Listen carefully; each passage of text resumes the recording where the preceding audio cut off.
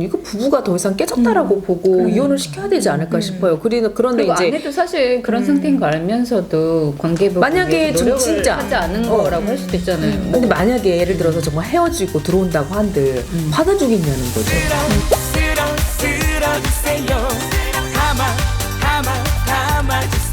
그 이혼을 원하지 않는 사람들은 용서를 하겠다는 거지. 근데 저는 그 용서하겠다는 의사가 정말 사랑해서 용서하겠다는 그러니까. 것인지 아니면 내가 이혼을 하고 나서의 불이익, 경제적인 불이익, 어떤 뭐 신분상 불이익, 정서적인 그런 것들 때문에라고 하면은 그런 것들 좀 보완을 해주고 이혼을 시키면 좋지 않을까? 이런 거죠. 그렇게 유책 배우자 이혼 청구를 받아들이려면 그 다른 배우자에 대해서 재산 분할이나 이런 부분들을 충분히 해주고 부양을 충분히 해줄 수 있는 상황을 만들었으면 그때는 이혼해도 된다는 거죠. 책임을 다했으니까. 근데 대부분의 그 유책 배우자들은 어떻게 행동을 하냐면 생활비도 안 줘. 그리고 그냥 이쪽에서만 열심히 살고 이쪽 가족은 그러니까 경제적으로 압박을 하면은 네가 손을 들 거야. 라고 해서 오히려 반대로 그렇게 행동을 해요. 그러면은 이 사람은 계속해서 생존권이 박탈될 수가 있는데 그런 유책 배우자에서 축출이혼이라고 하거든요. 그런 거를. 그러니까 그런 상황은 만들지 않도록 해야죠. 그러니까 상대방 배우자한테 부분의 재산이 상대방 배우자, 유책 배우자한테 있다라고 하면 그거 이제 형성에 기여한 부분을 좀 배제하고라도 유책을 좀 더 가중치를 부여해서 재산의 절반은 똑 떼어주도록 한다거나 그렇게 받으면 문제가 없는데 이제 문제는 이 사람은 유책 배우자는 재산이 하나도 없는데 그 시부모님이 돈이 많아요. 근데 그런 거는 나중에 장래에 내 것이 될 수가 있잖아요. 그런 걸 기대하고 사실 이혼을 안 하는 경우도 있는데 그것도 장래 재산으로 해가지고 미리 땡겨서 좀 재산 분할로 주게 한다거나 그런 식으로 좀 합리적으로 하면 좋지 않을까. 그러니까 그런 제도가 들어요. 아직 없는 상황에서 지금 외국 같은 경우에는 부부 공동 재산에 대해서 거의 지금 반반을 인정하고 그다음에 이혼 이후에 부양료도 주는 경우도 있고 이렇게 이제 보호가 많이 돼 있는데 우리는 아직 거기까지 안 돼 있단 말이에요. 그러니까 예를 들어서 이런 거죠. 그때 대법원 공개변론에서 얘기했던 게 뭐냐면 내가 뒷바라지를 해서 남편은 의사를 만들었어. 근데 남편이 대부분 개인 병원을 해가지고 돈을 몇 천만 원 벌기 시작할 때 바람이 나거든요. 그러면은 이때 이혼을 하면 부인은 아무것도 가져가는 게 없어. 근데 남편은 자격증도 땄지. 그 다음에 돈도 많이 벌 수 있지. 근데 여기에 대해서 부인은 재산 분할 하나도 못 받는단 말이에요. 그러니까 이후에 이거와 관련해서 뭔가 부양을 받을 수가 있고 그러니까 김현미 변호사님 얘기한 것처럼 그 다음에 남편이 딴 자격증에 대해서 가치를 평가를 해서 이와 관련해서 기여한 부분을 향후에 장래 수입에 대해서 일부를 재산 분할로 받을 수 있는 이런 제도를 만든다면 조정할 때 그게 가능하면은 언제든지 우리나라도 유책 배우자 이혼 청구가 이혼된대. 그래서 아직은 아니다. 그러면 예를 들면 홍 감독님이나 최 회장님처럼 이렇게 재산이 많아서 그거를 충분히 해줄 수 있는 분들 이런 분들은 그러면 부양 의무나 재산 분할도 많이 해주실 수 있으니까 유책 배우자임에도 이혼이 가능한 걸까요? 그래서 우리나라에는 협의 이혼이라는 제도가 있잖아요. 그러면 유책 배우자들은 돈을 많이 주고 협의 이혼을 할 수 있는 길이 열려 있어. 근데 이건 재판에 와가지고 이혼한다는 건 뭐냐면 그걸 해줄 생각이 없기 때문에 협의를 안 한다는 거지. 그래서 협의 이혼이란 이런 길이 있는데 그러니까 당신네들이 이혼을 못하는 게 아니다. 얼마든지 이 배우자에서 최선을 다해가지고 환경을 만들어주면 이혼할 수 있다. 그런데 그걸 안 하고 지금 재판상으로 이혼 청구를 하겠다는 것이 우선은 받아들여지면 매우 위험한 사태가 많이 생길 수 있다. 그러니까 한 가지를 더 생각해야 되는 그 여자 마음도 사실은 돈도 돈인데 더 젊고 예뻐 보이는 그런 여자랑 살 거가 예상이 되니까 이혼을 못 해주는 거죠. 그거 언제까지? 그래서 이제 그렇기 때문에 재판상 이혼을 할 수밖에 없는 거 아닌가. 그래서 이혼이 안 되는 그럴 거잖아. 경우에 이제 유책 배우자들은 이제 오기로 사랑해서가 아니라 오로지 보복할 마음으로 오기로 이혼을 안 해주는 거니 이혼이 돼야 된다라고 이제 주장을 하죠. 그게 이제 대법원에서 예외적으로 유책 배우자들 이혼 청구할 사안인데 사실은 그거는 거의 법원에서 인정을 안 해주는 것 같아요. 그래서 사람의 마음이랑 여러 가지 복잡하잖아요. 그래서 그 어머님은 진짜 내가 좀 기억에 남는데 80세 휠체어를 타고 오셨어요. 근데 그때 정말 떨리는 목소리로 판사한테 얘기를 하시더라고.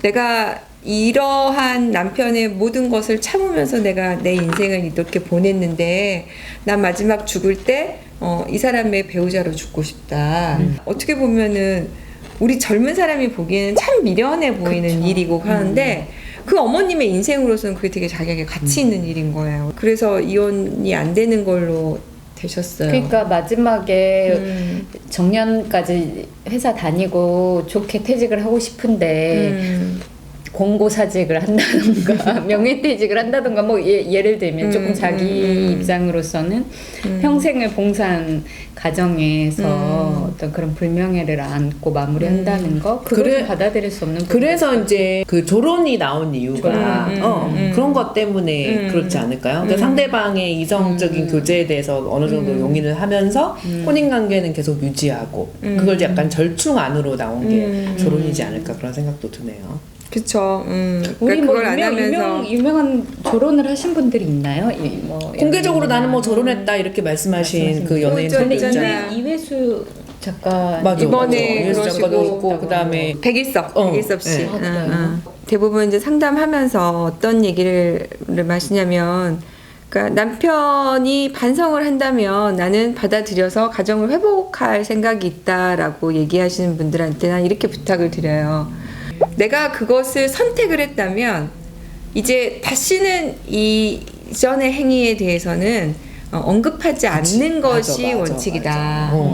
근데 우리는 받아들여놓고 또 나중에 화나면 당신이 예전에 바람 피고 어쩌고저쩌고 하면 또 그 대부분 바람 피우는 걸 발견했을 때 그 엄마들이 아내들이 제일 화나는 게 뭔 줄 알아? 나보다 더 안 이쁜 거, 못난 거, 못난 거?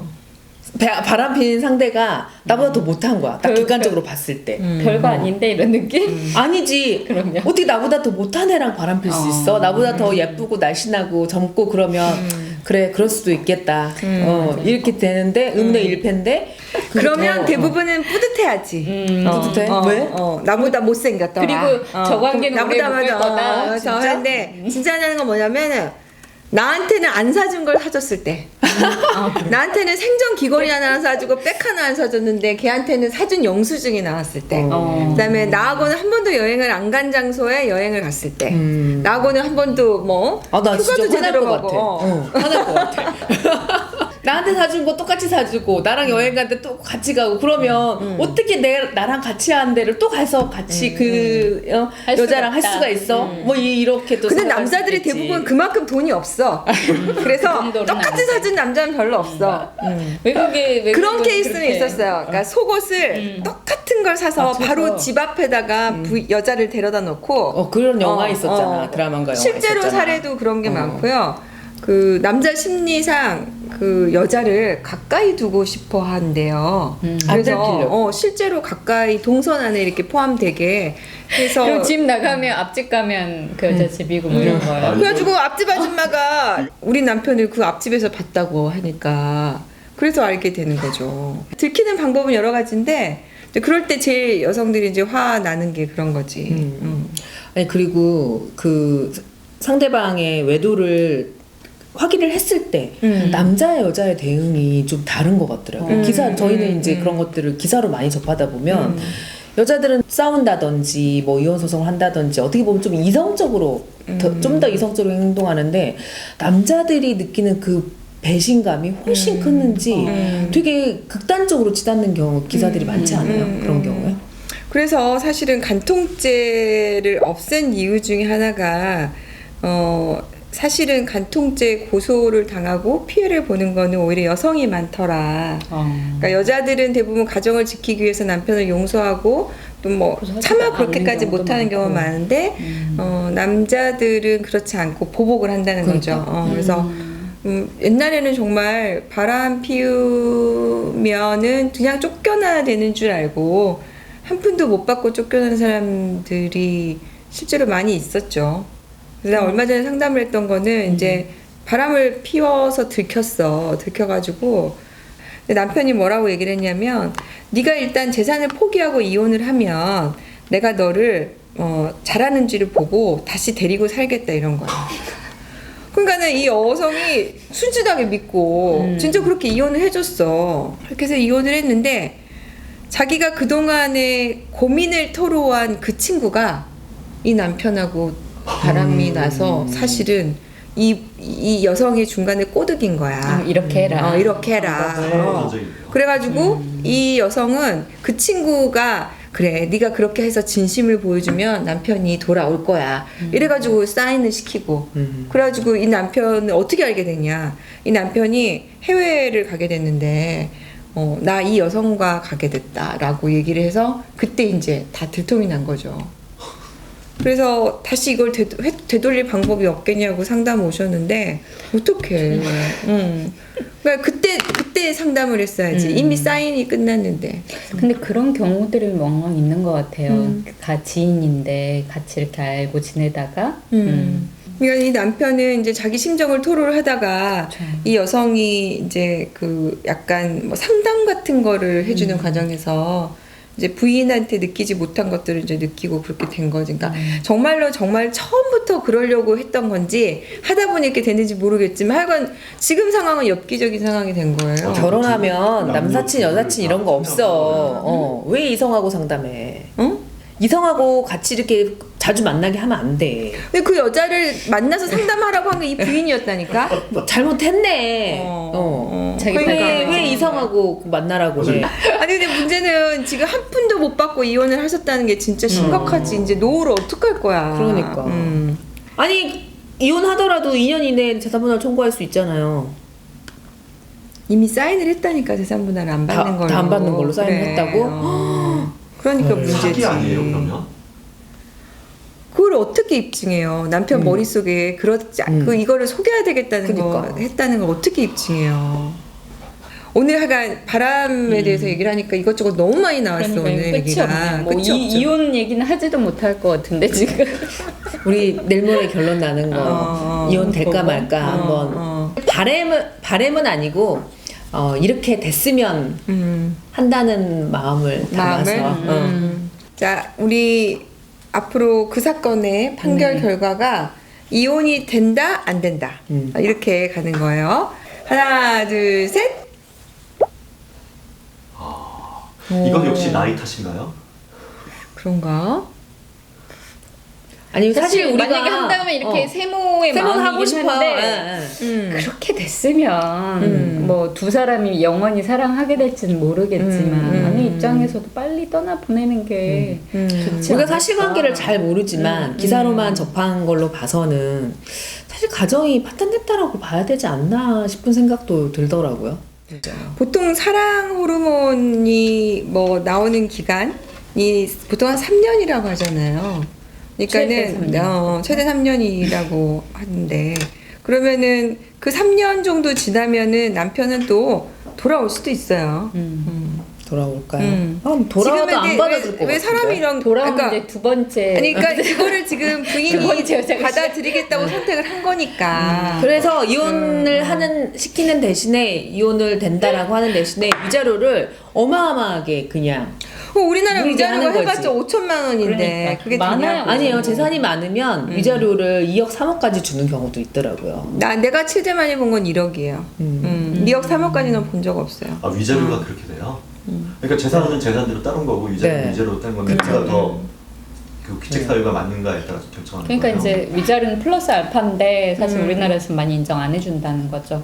제일 많이 본 게 뭐 1억이시라고 하니까 보통은 그러니까 인정 안 우리나라에서 되거나 그런 삼천, 약간 오천. 징벌적인 위자료 금액이 인정이 되고 재산 분할이 제대로 인정이 된다면 사실 이제 외국처럼 파탄주의 도입해도 저는 큰 문제는 없을 것 같은데 아직은 시기상조다라고 그리고 그런 능력을 갖지 못한 분들이 하는 훨씬 게. 많으니까. 그렇죠? 그래서 그런 부분과 관련해서 그러니까 물론 개인의 선택이 존중이 돼야 되고 뭐 그런 부분도 있을 수는 있겠죠. 그래서 그런 유책 배우자들이 얘기하고 있는 게 본인의 행복 추구권이잖아요. 뭐 행복 추구권도 존중을 하긴 해야죠. 그렇지만 네가 남의 행복을 깬 행복 추구권을 과연 온전히 존중해 주는 것이 맞느냐. 이 가정을 파탄시킨 사람은 그 사람이잖아. 이 부인은 지금 돌아오면 받아주겠다는 거니까. 그래서 저는 아직까지는 그 마음을 좀 의심한다는 거지. 그렇죠. 네. 대외적으로는 받아준다고 하지 않으면 그렇지. 이혼이 이거는 되니까. 이혼은 막기 아니 위해서 받아줄 수도 있는 거 아니야? 나는 저는 모르겠어요. 저는 충분히 절대 그 안 받아줄 것 의사는 같아요. 그래 나는 받아주겠다는 사람의 본인의 언니는 선택이나 희망이라기보다 내가 여자가 존중하는- 입장이 돼 보니까 이건 무조건 받아줄 수 없어서 오구나 헤어져야 된다는 거네요. 그렇죠. 생각이 갈리네요. 나는 다른 진짜 우린 그러나? 다른 의미의 오를 들었는데 언니랑 나. 그러니까. 어떻게 밥은 맛있게 드셨어요? 네. 저 다 먹었어요 또. 밥에 나 대한 맨날 생각을 다 하고 먹어. 저도 다 먹었어요. 너무 맛있어요. 뭐랄까. 정성이 가득 담긴 맛이에요. 그리고 지금 네. 그죠 정성은 진짜 가득 담니다. 정성은 그 김치도 정말 이쁘게 송송송송 썰고 햄도 아 맞아 먹기 좋은 맞아. 사이즈로. 우리 양소희 네. 변호사님 음식 못한다고 이상한 소문이 퍼져 있는데 음식 잘합니다. 그러니까 오늘 진짜 확인했어요. 맛있었어요. 네. 근데 그 소문은 사실이에요. 저 음식 잘 못해요. 근데 몇 가지 좀 아주 기본적인 것들을 하는데 그 중에 하나가 김치볶음밥에서 만들어 봤고요. 다음에 또 자신 있는 거 가지고 다시 아니 찾아오도록 어떻게 하겠습니다. 일도 잘하고 음식도 잘하고 애도 잘 키울 수 있나? 다 잘할 수 없어. 다 잘할 수는 없어요. 근데 그래서 저는 지금 유일하게 못 하시는 게 지금 요리라고 그렇지. 주장하시는 거죠? 네. 유일하게요. 네. 청소도 못해요. 오늘은 좀 관심 있어 하는 부분에 대해서 마침 또 세간에 화제가 되고 있는 판결을 앞두고 있어서 한번 얘기를 나눠봤습니다. 이제 어떻게- 결론 났겠네요. 이거 나갈 그러니까. 때쯤. 네. 어떻게 내기해야 되는 거 아니에요? 저희 뭐 내기? 어떤 결론이 날 건지. 왕관 씌워드릴게요. 네. 아 그럴까? 다시 확인하기 위해서 확인하고. 자, X. 이렇게 되는 것인가? 안 네. 되는 것인가? 저를 믿으세요. 안 됩니다. 좀 약간 진취적인 판결을 할 수 있지 않을까. 네. 아니 판사가 진취적 판결하면 안 되죠. 언젠가는 바뀌어야 되니까. 네. 이게 한마디 하시죠. 사회의 흐름이라고. 흐름이니까. 네. 그러면 저희 또 다음 주에 뵙겠습니다. 안녕. 구독, 좋아요, 알람 댓글. 해주세요. 나 댓글 어디 다는지 몰랐는데 가르쳐 주더라고. 어르신이. 어. 세상에 나 쭉 내리면